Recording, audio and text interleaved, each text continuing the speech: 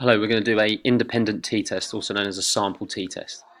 Now basically you'd use this when you have two groups and you're trying to discover if those two groups scores are different. So we've got a little test here. Is creatine any different to protein? So we've got two groups. One group was taking protein and the other group was taking creatine. And these are their weightlifting scores. And we want to see whether there's a difference between the two tests. So all we're going to do is we're going to go to Tools, Data Analysis, and we're going to select two sample, assuming equal variances. Click on that, and then we select our data. So we're going to do the creatine. Select that. We're going to select the protein group,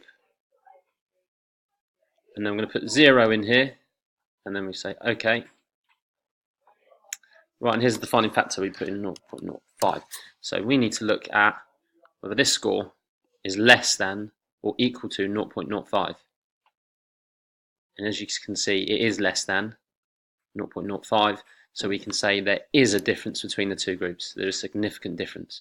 If it was above 0.05, we'd say there was no difference.